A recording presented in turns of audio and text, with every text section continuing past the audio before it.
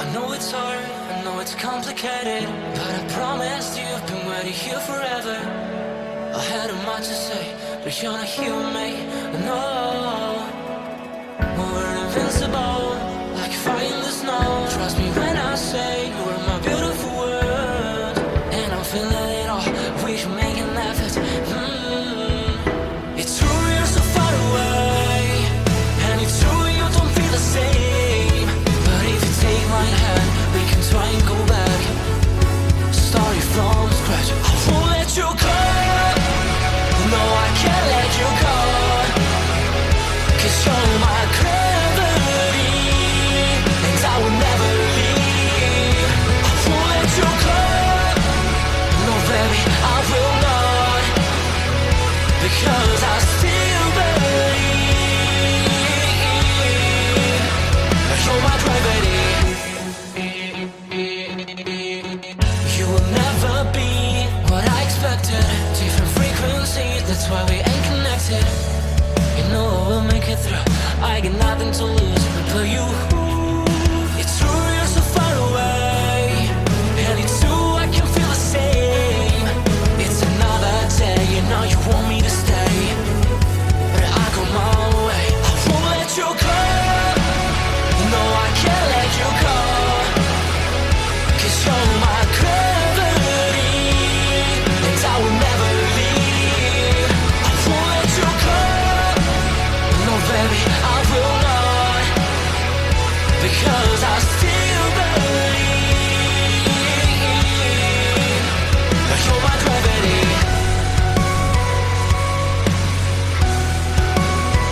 You're my gravity.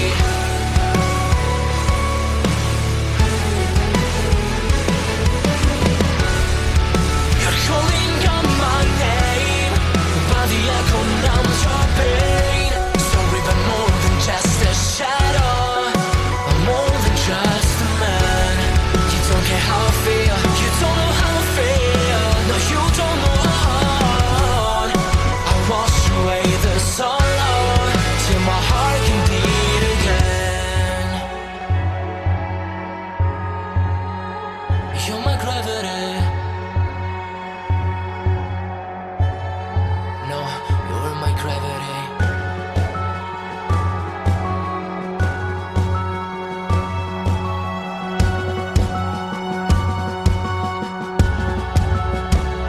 I will let you go, the only thing that I know. You were my gravity, but now I have to leave. I will let you go. Why do you feel that I want? What do you think that I want? I know how to breathe into my gravity,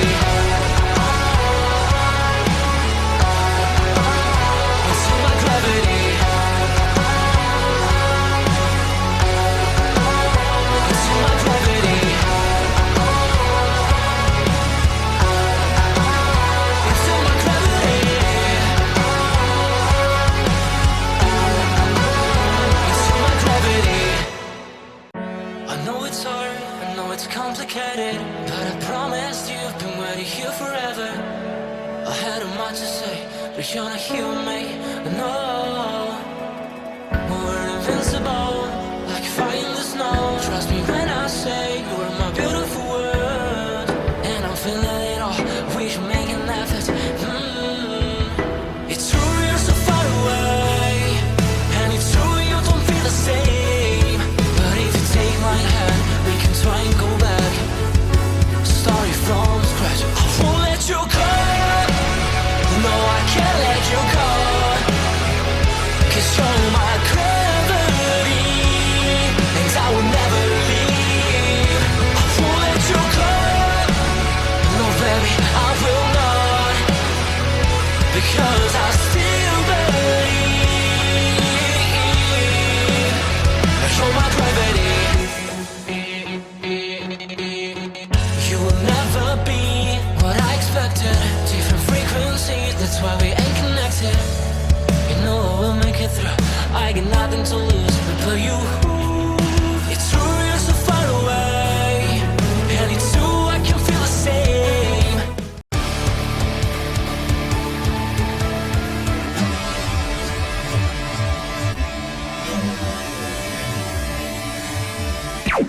Warning.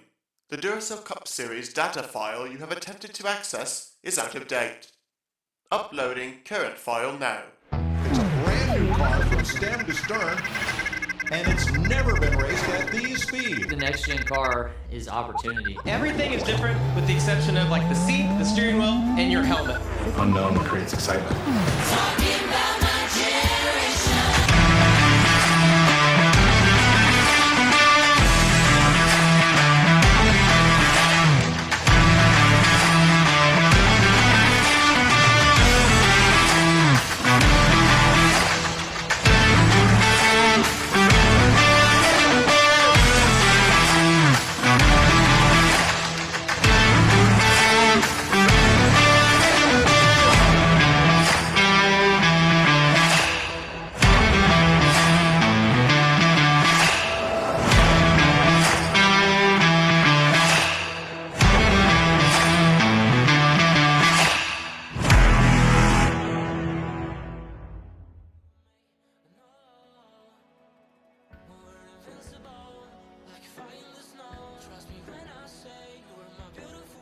Good evening, ladies and gentlemen.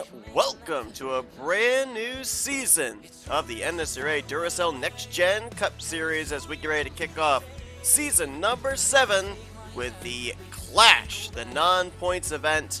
And we're getting set here for the Clash Heats practice, which will help set up the starting lineups for the 8 respective heats that we're going to be having here later on this week, as we're going to have a total of 25 drivers that will qualify their way into the Clash main event. It'll be an opportunity for us to be able to showcase the drivers that are going to be taking part this season, whether in a charter or a non-charter capacity.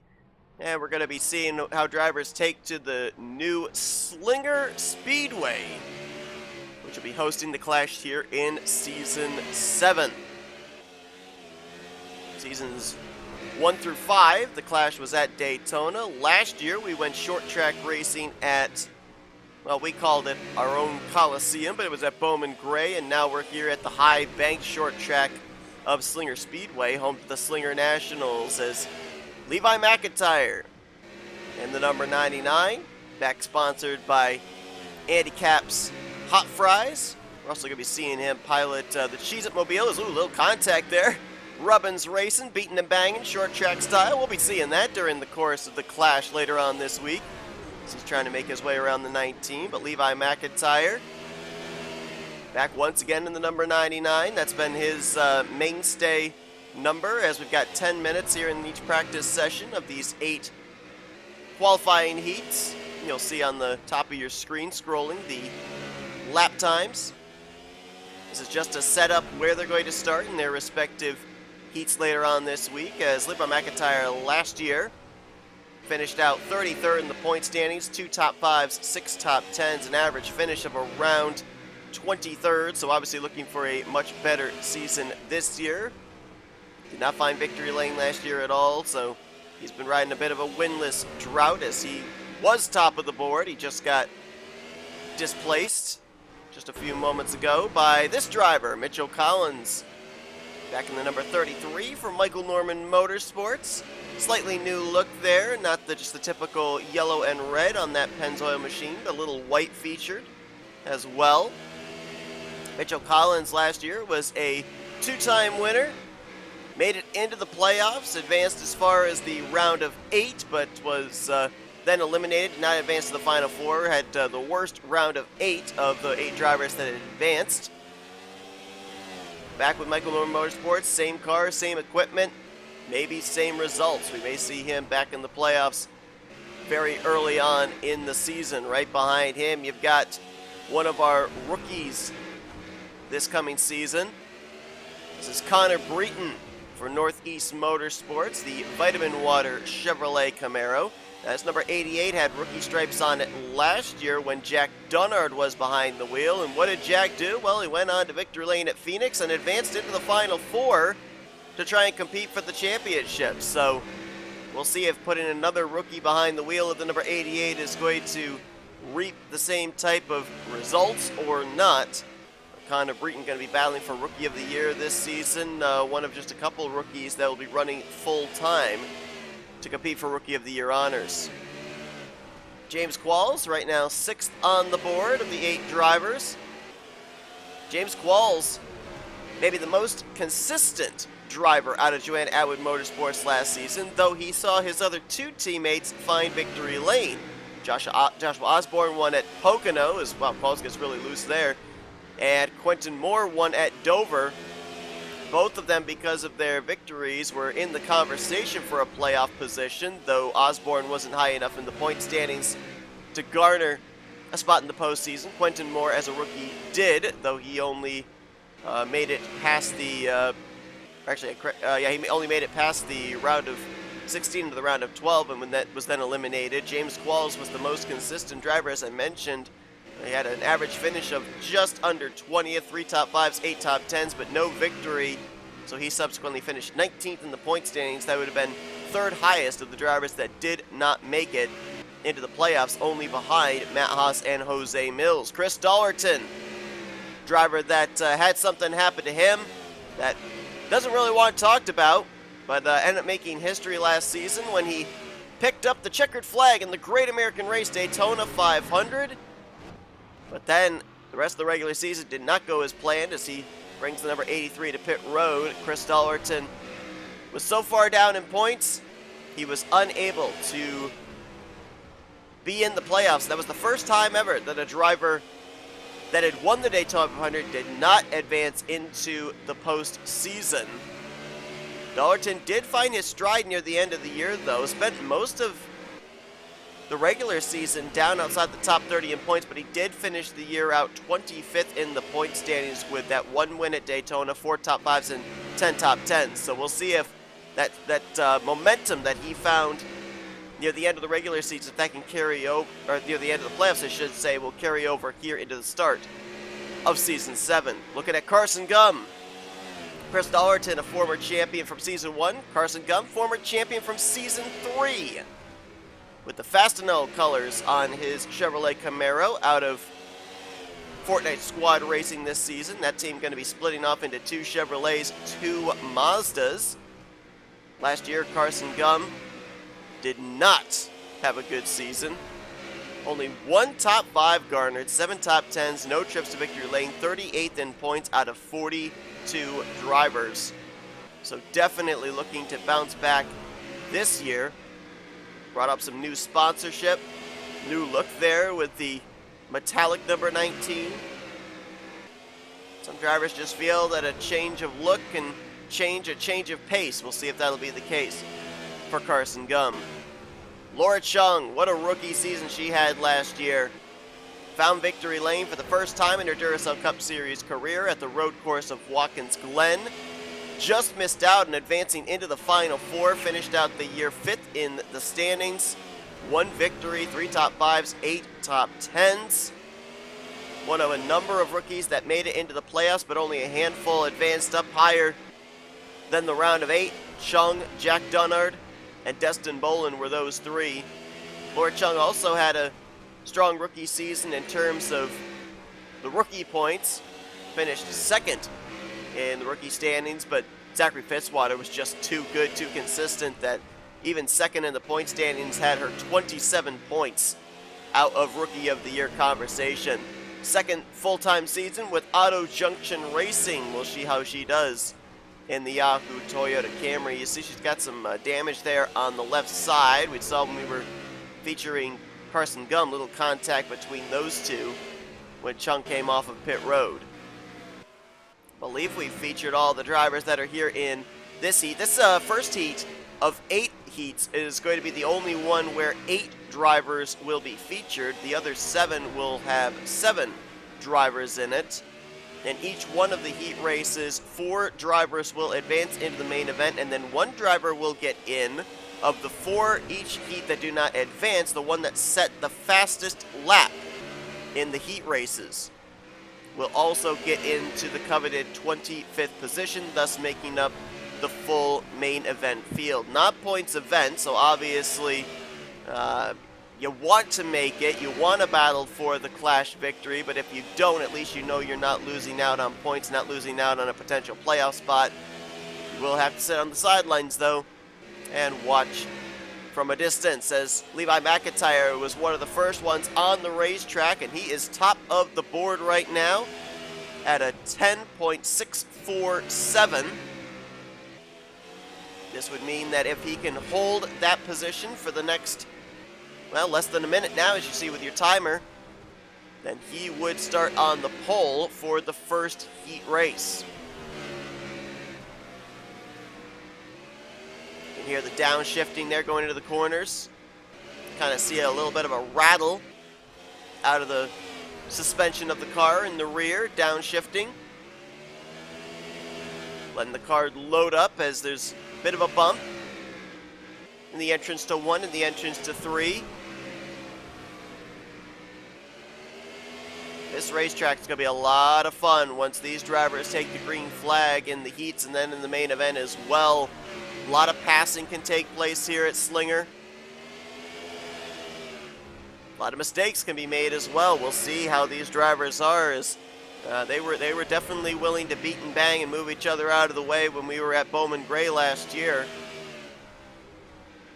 And now with this extra bit of banking, you got to think that the opportunity to move somebody out of the way is going to be a lot more prevalent if you're the second place car and you've got that car up ahead of you for the race lead, potentially the race win. Zero's on the clock. We're waiting for the cool down, but Levi McIntyre looks like he is going to garner the pole position for the first heat.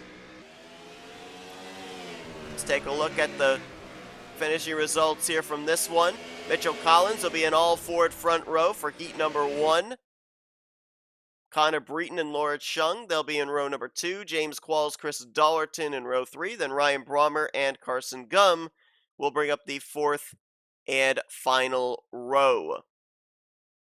All right, don't go anywhere. Clash Heats practice number 2 coming up right at you, as we've got 7 more qualifying heats to run here tonight in preparation for the starting lineup for each respective heat later on this week. We'll be right back after this commercial break as you're continuing to watch the NNSCRA Duracell Next Gen Cup Series on NNSCRA TV. Another 10 minutes on the clock as we get ready for the qualifying session for the second Clash Heat here tonight at Slinger Speedway. Slight error on my part. I said that the last practice session that we saw was going to be the only one where we would see 8 drivers featured. I did forget that we did have a late entry into the Duracell Cup Series, and so therefore there's actually 8 drivers in this second Clash Heat as well. Can confirm that heats 3 through 8, they will only have 7 drivers featured, as we kick things off with the number 23 out of Michael Norman Motorsports. This is the Xbox One Ford Mustang of Nathan Ormond. Nathan Ormond has bounced around at multiple organizations. Started his Duracell Cup Series career at Joanna Atwood Motorsports. He then moved over to KB Racing Enterprises, and now over with Michael Norman Motorsports. Nathan Ormond last season garnered 4 top 5s, 8 top 10s, just around a 20th place average finish, and finished out the year 22nd in the point standings. That was with KEB Racing Enterprises. So back-to-back seasons where he's in a Ford Mustang at least. We'll see if he'll be able to garner the success that a lot of other drivers out of the Michael Norman Motorsports organization had, including Michael Norman and Mitchell Collins. Rick Johnson also found victory lane last year as a rookie. There is the late entry that I spoke about, Kyler Sestre in the Chevrolet sponsored by Yamaha and Mobil 1.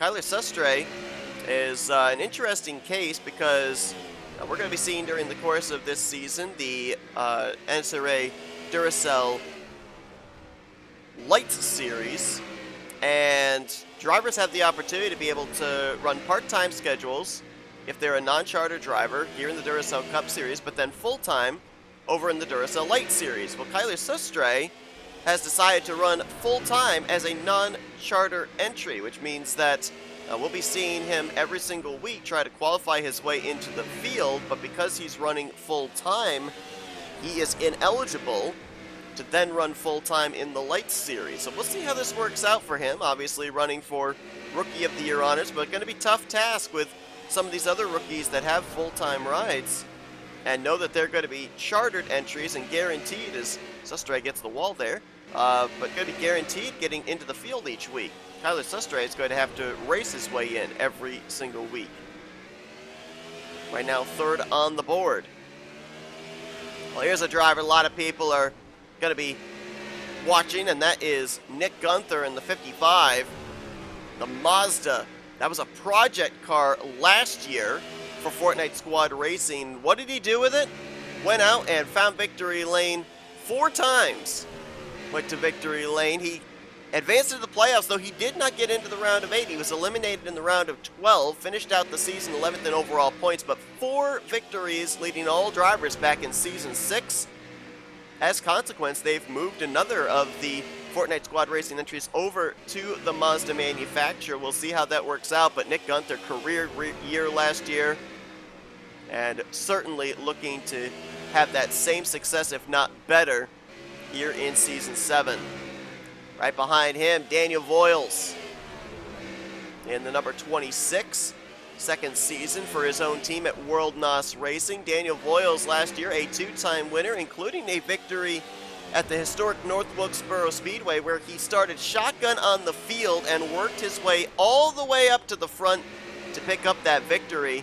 Now, unfortunately, those 2 wins did not really garner him much in terms of a championship battle. He was not high enough above the cut. He was below the cut line for his wins to count towards a playoff spot at the end of the regular season, and he ended up finishing out the overall season 39th in points. That was second lowest of drivers that had a victory where they finished in the point standings, only to a driver that we'll be talking about in just a few moments. But Daniel Voiles looking for the success once again of victory lane, but also looking for the consistency, especially with the fact that we've got the new point system as far as how you advance into the playoffs and how you do not from Season 7 as opposed to Season 6. There is the other driver that I was just going to mention. He finished the lowest in the point standings last year, despite finding victory lane. Reese Banks in the 44 found that late victory at Talladega Super Speedway. He was already struggling during the course of the year and finished 41st of 42 drivers. But Reese Banks, you got to think that last year was a rookie season. He was still learning the ropes of this next-gen car, his team at Lake Effect Autosport. Now that he's got that win under his belt, his first career win at Talladega, is he a driver that we look at when we kick off the season at Daytona, since he showed he can get it done at the super speedways? We'll have to see. He's got Aldo's Pizza, new sponsorship on his Ford Mustang this year, and we'll see how he does in his second full-time season of Duracell Cup Series competition. Matt Haas and the number 8. Matt Haas was one of the strongest drivers during the regular season last year, but he wasn't able to find victory lane during the regular season. Subsequently, we ended up having 16 drivers above the top 30 in points, above that cut line, and they advanced into the playoffs. Matt Haas, who was up inside the top 3 in the regular season standings, he was not able to battle for the championship. He did find victory lane later on during the playoffs at Chatham, but it was too little too late. He finished the highest of drivers that were not in the playoffs, 17th in overall point standings. He's also a former Daytona 500 winner, so bear that in mind when we head to the high banks of Daytona's International Speedway in a couple of weeks' time.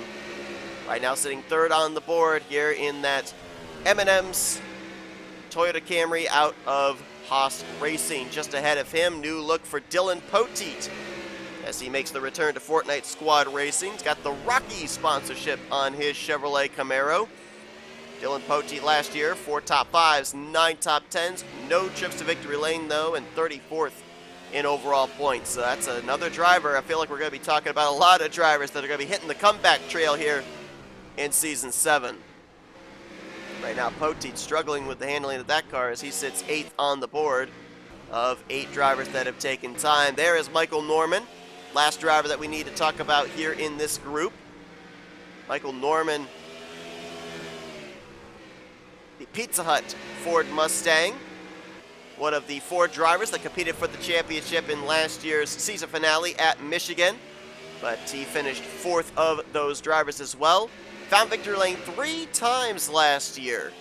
2 of those victories took place during the playoffs, as he was able to win his way into the round of 12 and then win his way into the round of 8.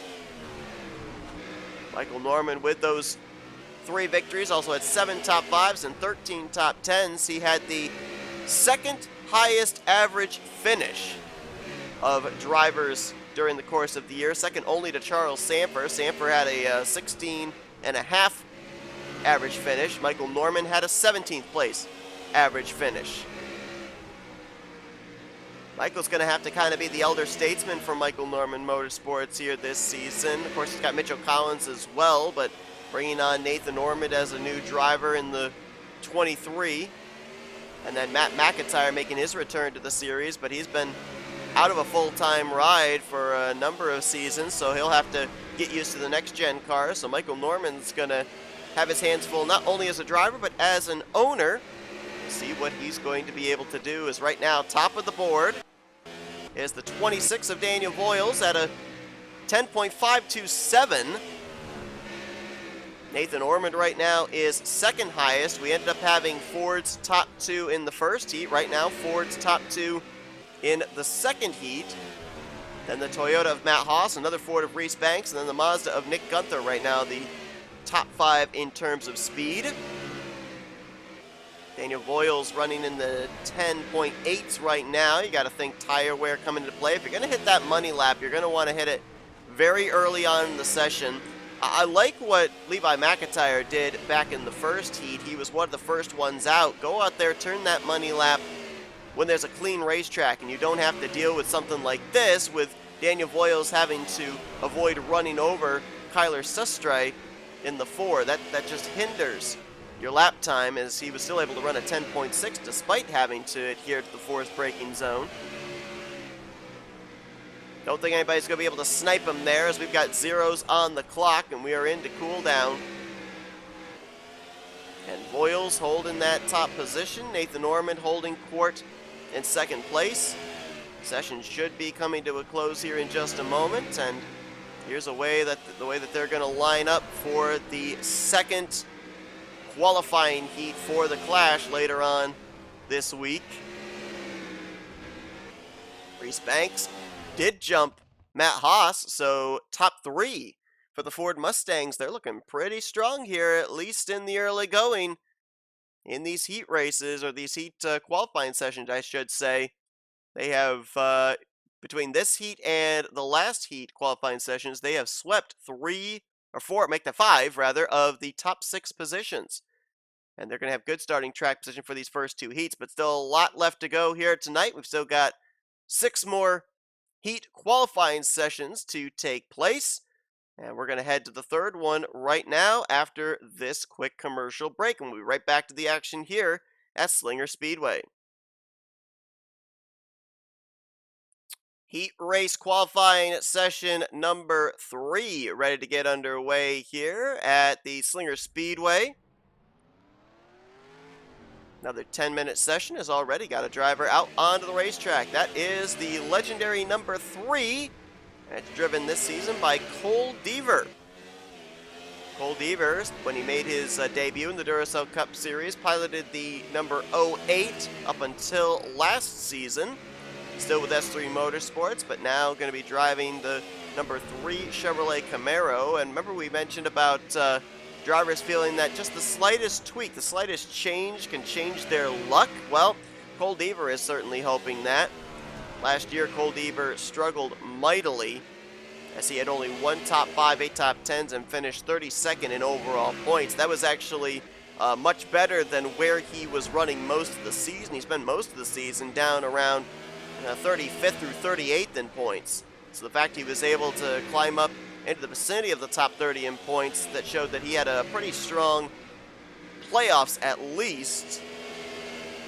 to be able to work his way up at least somewhat in overall points. But obviously a lot of momentum coming into this season for S3 Motorsports, as the organization has won the championship in back-to-back years. Season 5 with the combination of Caleb Vogler, Kyle Matthews, and Stephen Powell III, and then of course last season with Charles Sanford. So Cole Deaver, a little bit of higher expectations maybe for the driver of the Wheaties Chevrolet here in Season 7. Right now he is top of the board, just beat his 10.9 with a 10.82, and then just had it beaten by this driver with a 10.669, Jessica Shelton. You want to talk about new looks, but how about the fact that Dodge Intrepid is in the Duracell Next Gen Series this season? Jessica Shelton in the number 94 for S3 Motorsports. We talked about the fact that Nick Gunther last season was the project car with Mazda. Well, Jessica Shelton is the project car for S3 Motorsports this season. She is one of 2 Dodges that will be featured this year. The other Dodge going to be Benjamin Snyder, though he is a more up-to-date Dodge. Jessica Shelton last season did find victory lane, going to victory lane at Boston International during the playoffs. She ended up finishing out the year 27th in overall points, so looking to do much better this season, trying to get back into the playoffs. We'll see if the change to a Dodge will be what it takes. I mean, Nick Gunther was the project car last year, and he finished with 4 victories. And Shelton's car is fast. She just hit a 10.537. Still top of the board, continuing to raise the bar against herself.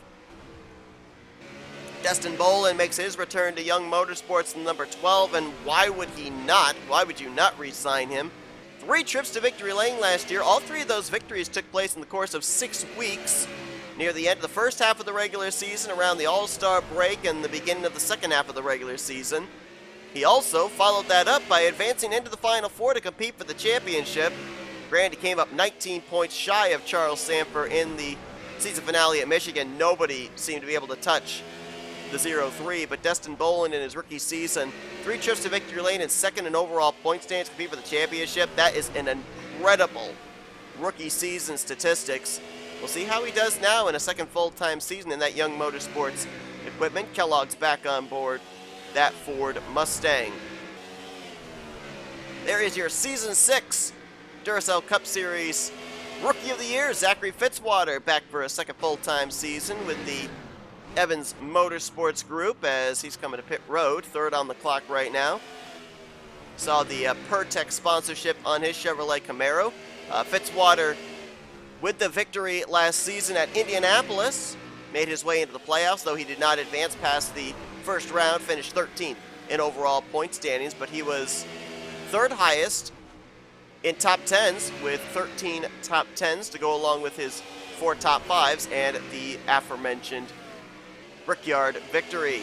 Jose Mills, most winners driver in the Duracell Cup Series, though he had a goose egg in the win column last year. Was consistent, however, finished 2nd highest of the drivers that did not advance into the playoffs, 18th in overall points. And this year, Blue Oval Automotive undergoing a few changes. Not many, but a few.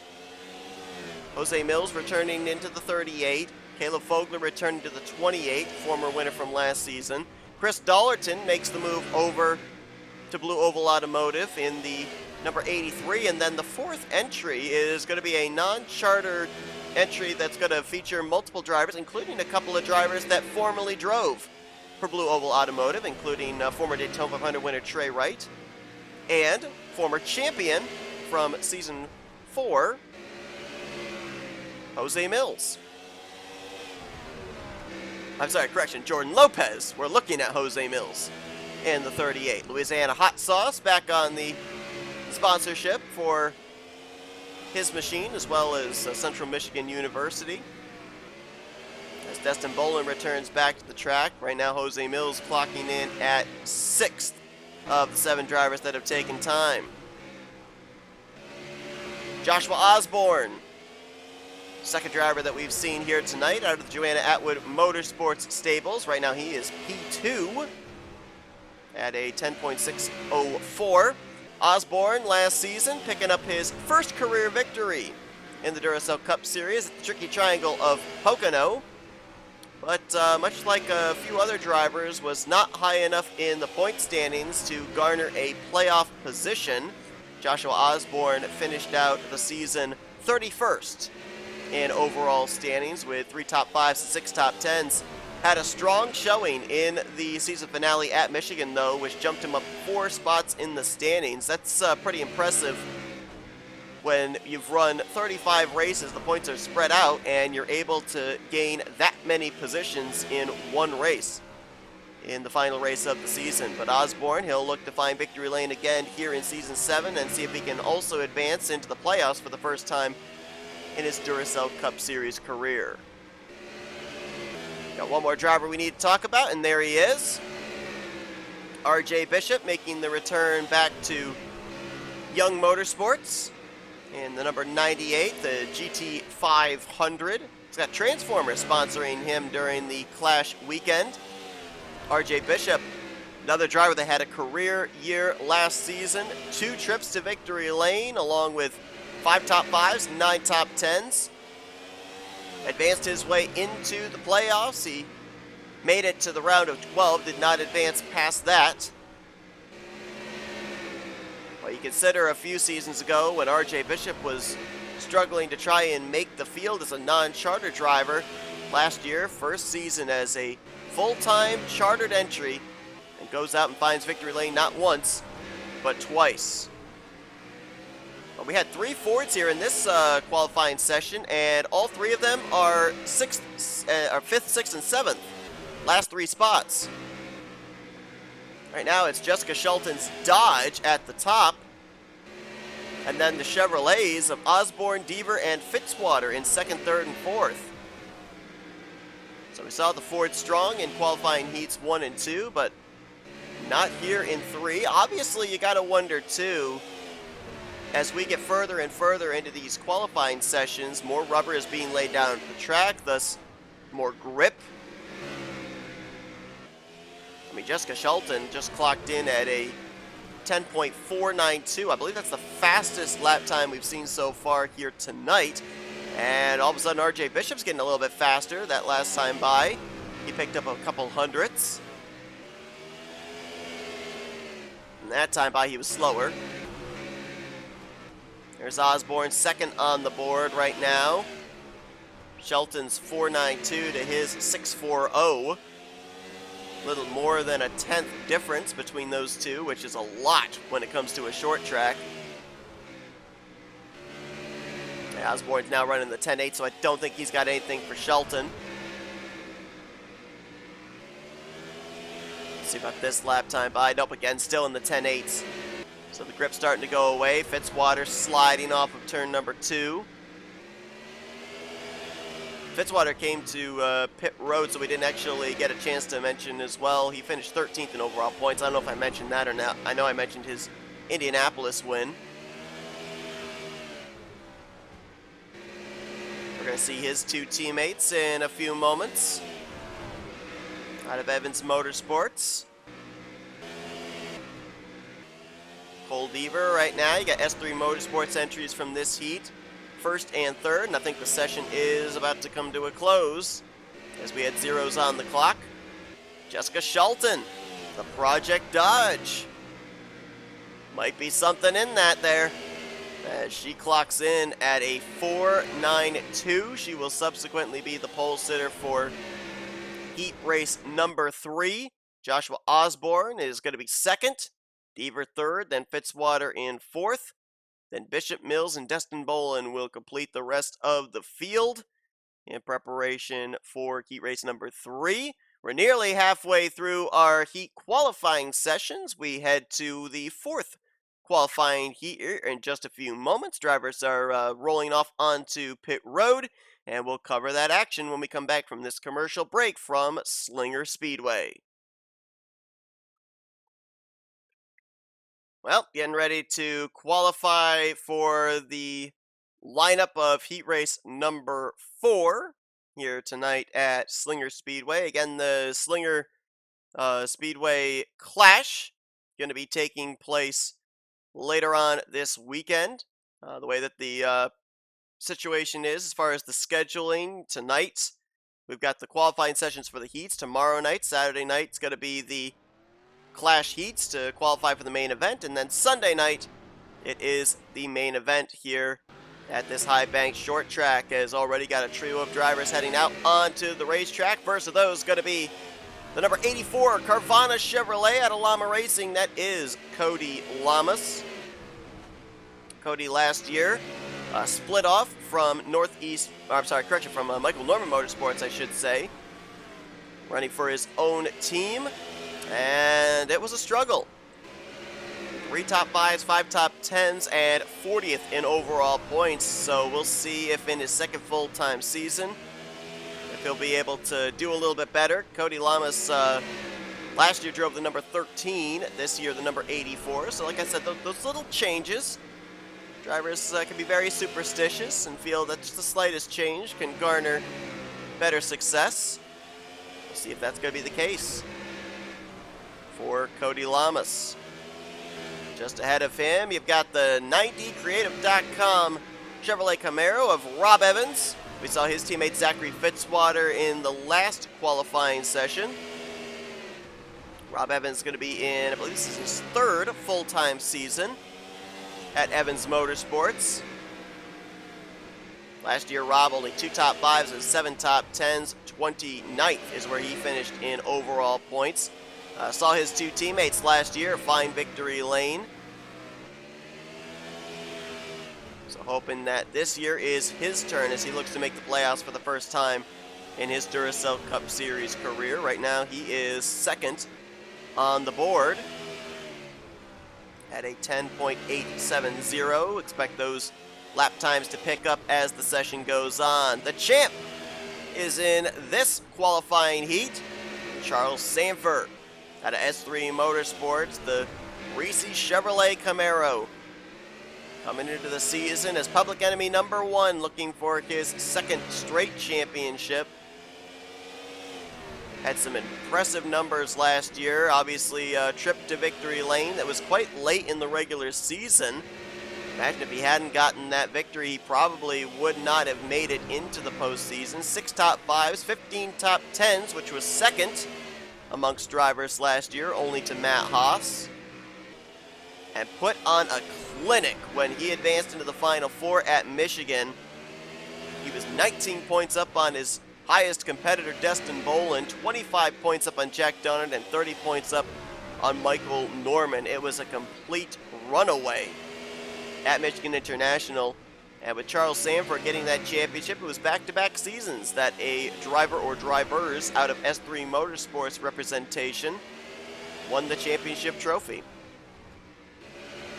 Right now, Sanford sits 5th on the board. Reggie Fogelman, 2nd full-time season for Northeast Motorsports.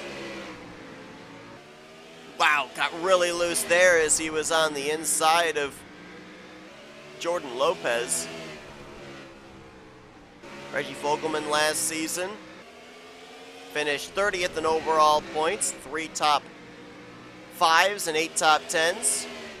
Fogelman was a rookie last season, and he finished 9th of 13 drivers in the rookie points. Remember, Reggie Fogelman is a former winner in the Duracell Cup Series. Go back to season 5 when we had the 3 drivers per car. He found victory lane in the number 44 Dodge.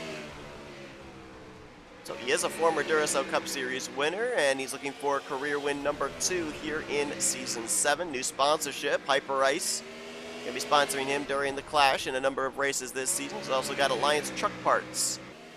That'll be on his Chevrolet Camaro. There's Jordan Lopez, the Season 4 Duracell Cup Series champion. Lopez going to be running in a part-time capacity in this number 82, fielded out of Blue Oval Automotive, as we mentioned earlier on in the night.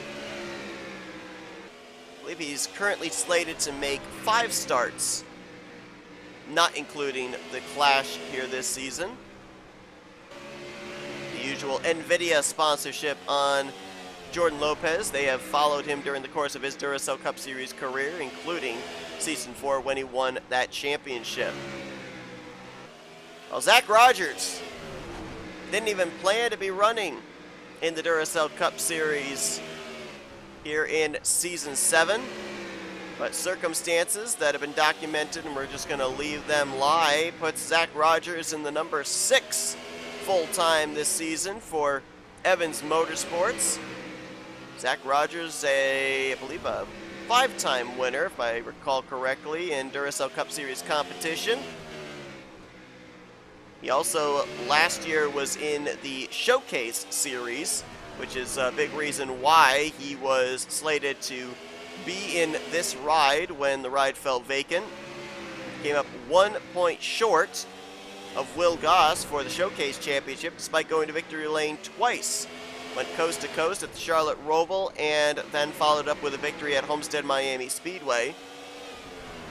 Driving then the Mazda out of Fortnite Squad Racing. But now this is, I believe, the first time in his Duracell Cup Series career that Zach Rogers will be in a Chevrolet Camaro. So we'll see how the adaptation takes place, how quickly it takes place for Zach.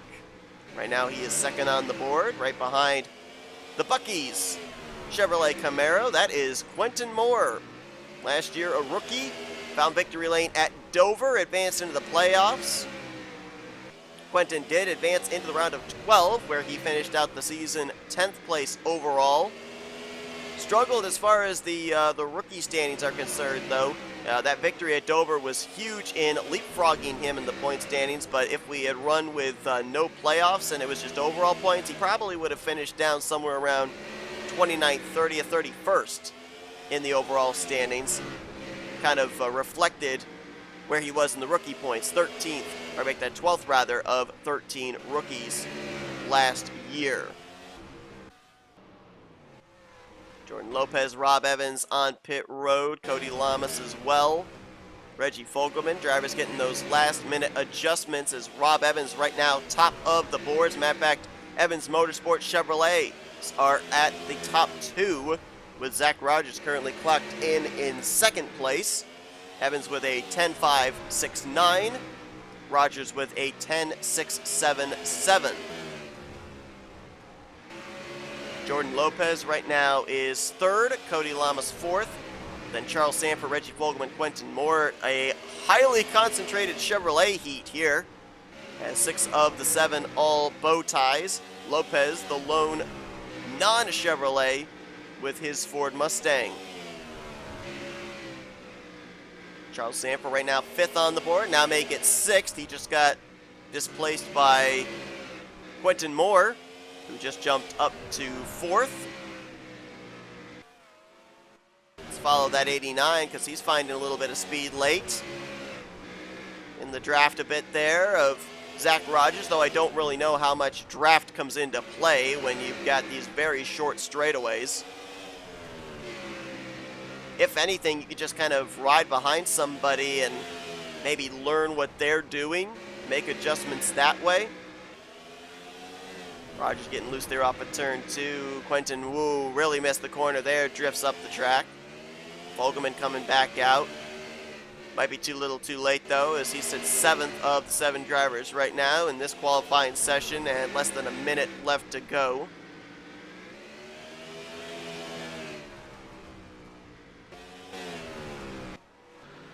Evans is coming back out, though I don't think he's in danger of losing the pole for heat race number 4.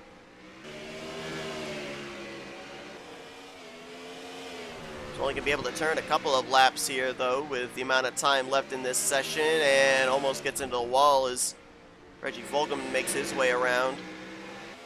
Now let's see, can Evans better his 10.5 here? Does he have enough time? 12 seconds on the board. I think he can complete maybe one more lap here. It's going to have to be a good one. Yeah, he's got Charles Sanford breathing down his neck. I don't think he's going to be... Nah, he's got really tight right there off of turn 4. Opened up the door for Charles Sanford. Might be those cold tires, those new tires, really slick out there.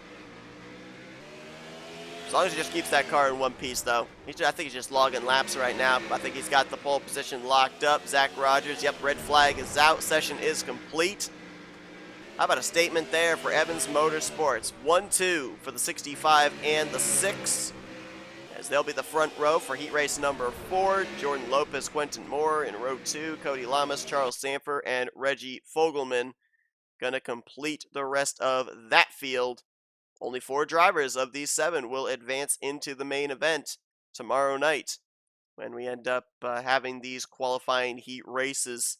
Track position could be very, very important. Well, we're halfway through. We've still got 4 more qualifying heats left to go. Well, I should say heat qualifiers. And get the words in the right order there, because tomorrow night are the qualifying heats. But, yeah, we will take another commercial break. We'll get ready for the heat qualifier number 5 coming up in just a few moments as we continue on our coverage here from Slinger Speedway on NNSCRA TV. Welcome back here under the lights to Slinger Speedway, getting ready for our 5th heat qualifier. Gotta make sure I say the words in the right order. I pulled a dumb, which this wouldn't be an NSRA broadcast if there wasn't some stupidity on my part. I thought there were 8 heats. There's only 6. So we have crossed the threshold of halfway.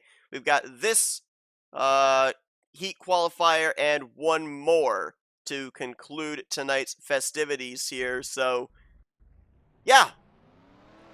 Good job, me. Let's kick things off with another driver that will be running full-time as a rookie. Going to be battling with Connor Breton for Rookie of the Year honors, as well as Kyler Sustre. A new driver out of Lake Effect Autosport.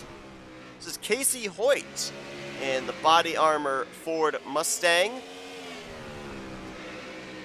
74 has, in the past, garnered a couple of drivers their first career victory. Last year was Benjamin Snyder who drove this car. Ben piloted it to 7 top 5s and 10 top 10s, finished 28th in overall points. Casey Hoyt will look to do a little bit better this season. I mentioned about drivers getting their first career win. It was, if I recall correctly, Andrew Gonzalez, if I recall correctly, that put this car in victory lane back in Season 5. Granted, it wasn't a next-gen car at the time. It was the last year that we ran the Gen 7, I think. I don't remember what all the generation cars are. I remember the Gen 6 was around 2013 to 2015. So I'm assuming we're in Gen 8. I could be wrong. We'll see how Casey Hoyt does in his first full-time season. Kind of a Jack Dunner, Destin Bolin kind of situation this year for him, for us, in the fact that not really any prior knowledge of what he brings to the table in terms of racing style and what he'll be able to do. So it's going to be a lot of fun to cover this Ford driver. Will Goss will also be battling for Rookie of the Year honors this season. Of course, Will Goss in the Duracell Cup Series full-time this season by benefit of being the champion of the Showcase Series last year.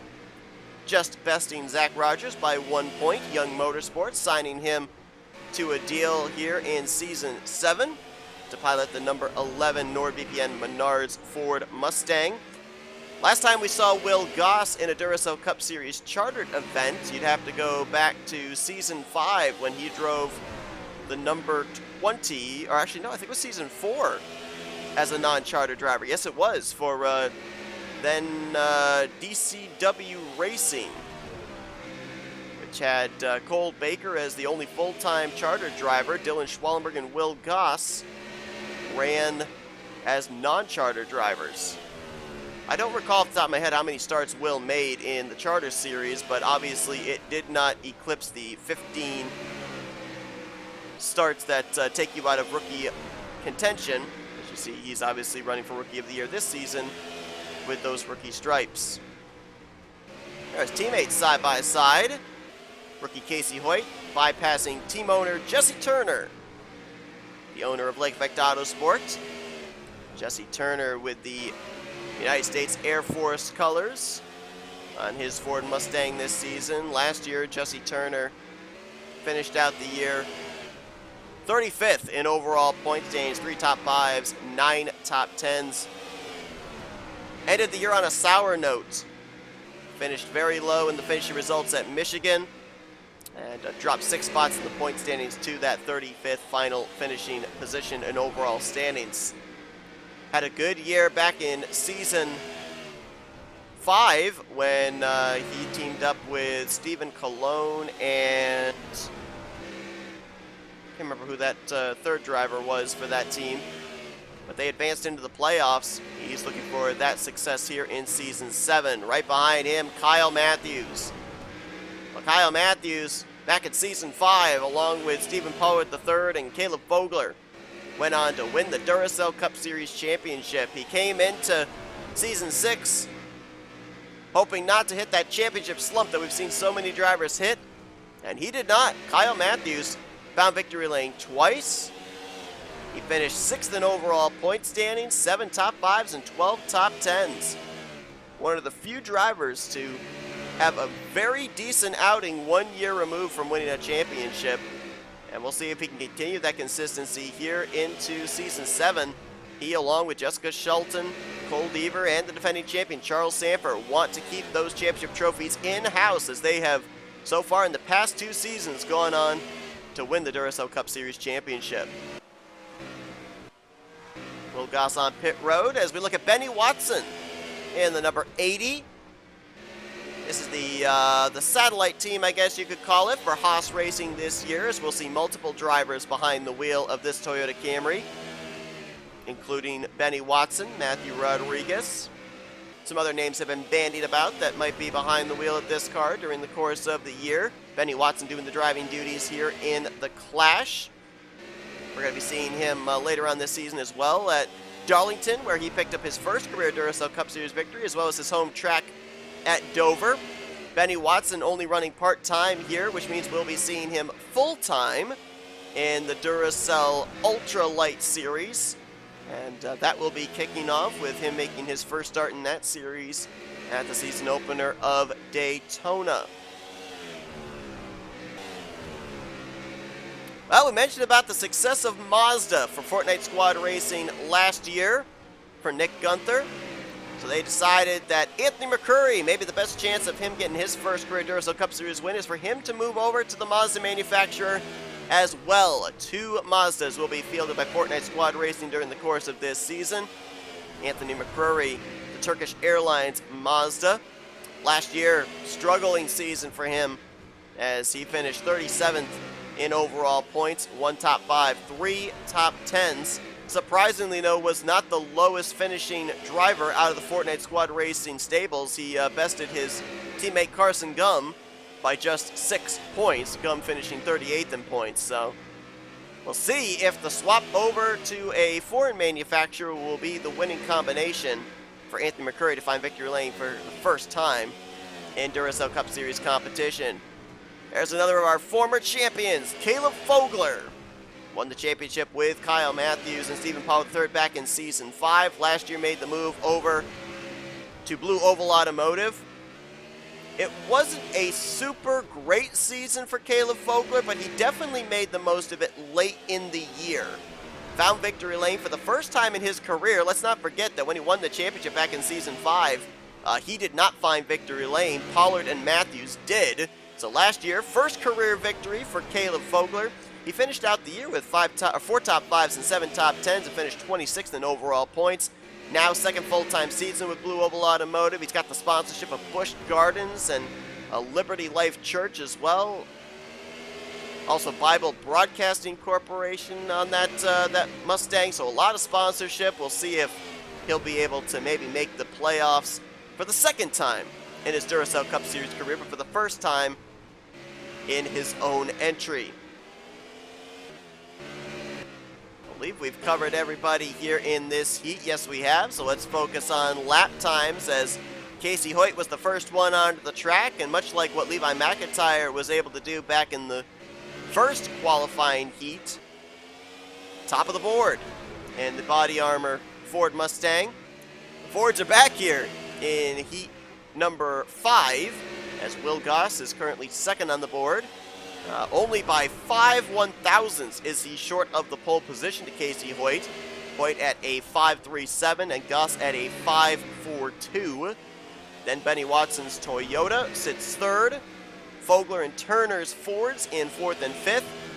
And then the Chevrolet of Kyle Matthews and the Mazda of Anthony McCrory complete the 7 drivers with less than half a minute remaining.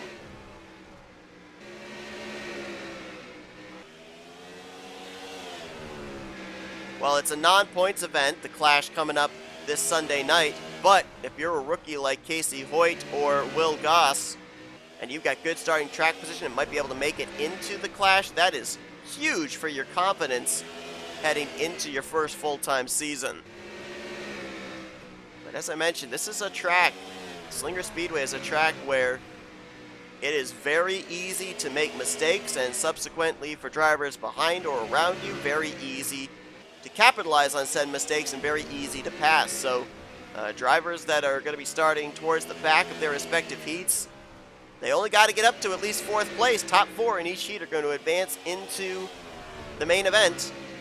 24 drivers in total, and then one driver, as this session comes to a close, one driver will get in, turning the fastest lap of the night of the drivers that do not advance into the main event. As let's take a look, not much changed from when we did the rundown with about a minute remaining. Casey Hoyt, Will Goss, they're going to be the front row for heat race number 5. Benny Watson, Caleb Fogler, row number 2. Then Jesse Turner, Kyle Matthews, row 3, with Anthony McCrory shotgun on the field. Only one more heat qualifier left to go, so we'll step aside for our final commercial break of the night and bring you that final heat qualifier in just a few moments here from Slinger on NNSCRA TV. Don't go anywhere. Coverage continues right after this.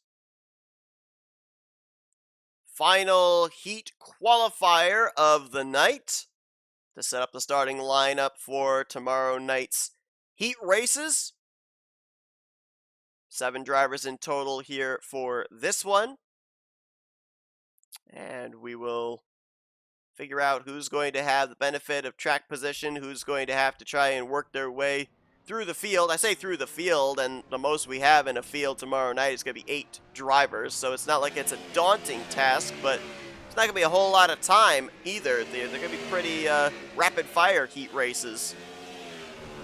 So if you're going to make moves, you're going to have to make them sooner rather than later. As we look at, oh boy, what do we say about Benjamin Miles? Last year was a season I think he wants to forget.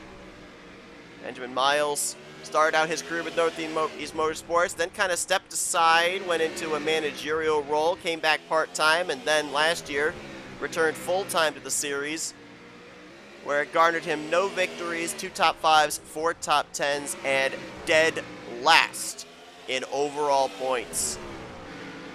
He had an average finishing position of 26. That was the worst of all drivers. So this year, there's nowhere to go but up for Benjamin Miles. Right behind him, you saw him pass his teammate, Austin LaPlante, back with Northeast Motorsports in the number 48. The Ally Lowe's Chevrolet. Austin LaPlante last year finished 23rd in overall points. 6 top 5s, 10 top 10s. Last season, only one driver went to victory lane overall for Northeast Motorsports, and that was Jack Dunnard at Phoenix. Fogelman, LaPlante, and Benjamin Miles all failed to find victory lane, and Jack Dunnard was the only driver that even finished out the season in the top 20 in points. LaPlante was the second highest at 23rd, Fogelman was 30th, and Miles, we mentioned, was last. So if you're looking at a team that's going to be trying to find some resurgence here in Season 7, I think you've got to look at Northeast Motorsports. They've got good caliber drivers. They've got good race cars. They just need to find success. Matt McIntyre makes his return to the Duracell Cup Series. He'll be the Fourth entry out of Michael Norman Motorsports. Now, we did see Matt McIntyre back in, I believe it was seasons 1 and 2. He was a former winner as well for Michael Norman Motorsports back when they were a Toyota team. But now he'll be in a Mustang, the Mako Mermaids sponsorship on his Ford. We'll see. It's the first time that he's going to be in a next-gen car in Duracell Cup Series competition. So a little period of adjustment may end up taking place here for him. He's got some good teammates to lean on, though, that have been in the Duracell Cup Series in more recent years, like Nathan Norman, Mitchell Collins, and Michael Norman. So we'll see if that translates to Matt McIntyre finding victory lane sooner rather than later. Ryan Butcher in the number 78. Former playoff contender from last season. Two-time winner last year, along with 7 top 5s and 11 top 10s. Though he did not advance out of the round of 16, really struggled during those first 3 playoff races. He had a decent outing in the Eliminator race, but wasn't able to garner enough points to advance into the round of 12. And something else that we need to highlight Ryan Butcher about, he's the defending Clash winner. When we were at Bowman Gray last year, it was Ryan Butcher that took the checkered flag. We'll see if he can be a back-to-back winner in the Clash in 2 different venues here between seasons 6 and 7. Dylan Young in the number 2, owner of Young's Motorsports. Got the Hooters sponsorship on his Ford Mustang here tonight and during the course of the weekend. Dylan Young finished 4th overall of the drivers that did not advance into the playoffs. That was 20th overall in points. 5 top 5s, 9 top 10s, but did not find victory lane. Had to watch all of his teammates find victory lane instead. Dollarton ended up winning the Daytona 500. RJ Bishop went to victory lane twice, and Destin Bullen went to victory lane 3 times. So while the consistency was there for Dylan Young, he was not able to find victory circle. He'll look to change that here this season. Keith Batson in the number 39. Had, I think it's safe to say, a career year last season for him as he's bringing the Citgo Ford Mustang to pit road. We'll talk a little bit more about Keith Batson here as he last year found victory lane twice. Finished 7th in overall points, made it into the round of 8, was unable to advance into the final 4.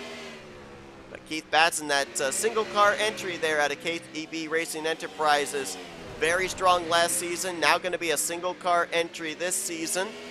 We'll see how he does following up what was a unbelievable season for him last year. Now top of the board, Austin LaPlante right now at a 10.715. That is, I believe, the slowest lap time that a driver at the top of the board has run all night long. So the track might be going away in terms of grip. Dylan Young just clocked up to 2nd at a 7.45, so let's follow him, as he might have something maybe for LaPlante here. Nope, that last time by, he got held up by the 17 of Mike Tellier. We hadn't showcased him yet. Mike Tellier is running for Bishop Racing for a handful of races this year. RJ Bishop, not only driver, but team owner this season. Mike Tellier will also be attempting the Daytona 500 and a few other races during the course of the season. I believe he's running a number of the road courses this year in a non-charter capacity. Right now, he's got his Ford Mustang 4th on the board.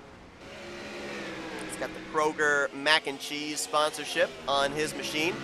Mike Tellier, let's not forget, is a former Duracell Cup Series winner.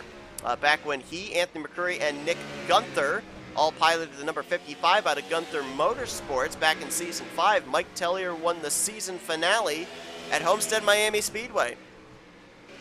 So Mike Tellier is no stranger to victory lane the Duracell Cup Series. And he'll look to make the Clash tomorrow night in this heat race. Still got 2.5 minutes left on the clock. LaPlante still that 10.7 holding up for the moment. Matt McIntyre just ran his fastest lap at a 10.9, and he just ran a faster 9 at a 9.07. but that still has him 7th of the 7 drivers on the board right now. Might be looking to maybe get a little draft off of LaPlante. That time he was slower. Ryan Butcher is 3rd right now, just got displaced by Dylan Young, who returns to the track. 10.809 right now for Ryan Butcher.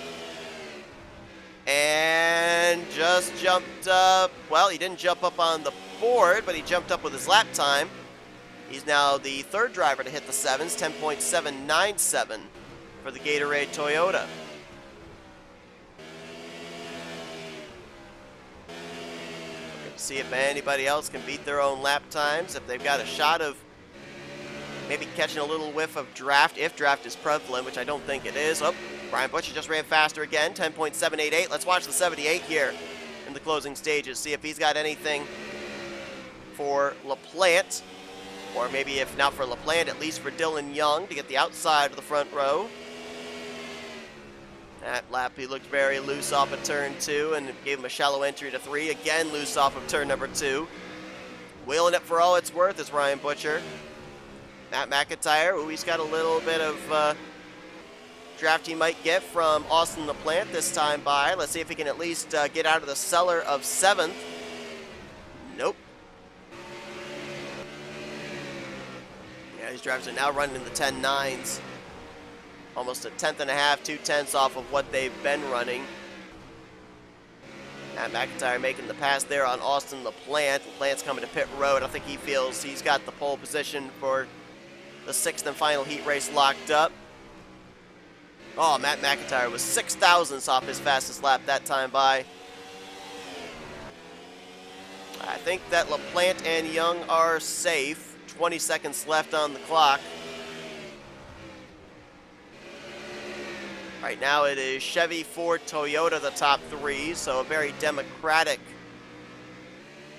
6th heat qualifier. Yeah, a lot of drivers struggling with the exit off of turn 2, trying to get the power down, back end stepping out. They look a little bit more stable off of 4. Yeah, I don't think anybody's got anything for LaPlante now. And the red flag is out, so that does it. Austin LaPlante's going to be the one to lead us to green for the 6th heat race tomorrow night. Dylan Young will be to his outside. Ryan Butcher and Keith Batson, they'll be in row number 2. Mike Tellier, Benjamin Miles in row 3. And Matt McIntyre will bring up the rear in his Ford Mustang. So that does it. That is going to be, as you saw with all the previous heat qualifiers, where everybody's going to start for their respective heats tomorrow night at 7 o'clock Eastern Standard Time. It will be the qualifying heats. Tonight was the heat qualifiers. Tomorrow night is the qualifying heats, where the top 4 in each respective heat will advance into the main event, as well as the fastest lap turned qualifier that does not advance into the top 4 in each one of those heats, bringing us our 25 drivers that will compete for this season's Clash at Slinger. And that race, the main event, will be on Sunday night, 7 p.m. Eastern Standard Time, capping off a wild race weekend here at Slinger Speedway. Hope you guys enjoyed this qualifying session, the showcase of the drivers that you'll see for the most part during the course of Season 7 for Duracell Cup Series Next Gen competition. Until tomorrow night, I've been Seth Cole. You've been watching another broadcast courtesy of NNSCRA TV, offline racing at its best. We'll see you guys tomorrow night as coverage continues here from Slinger Speedway.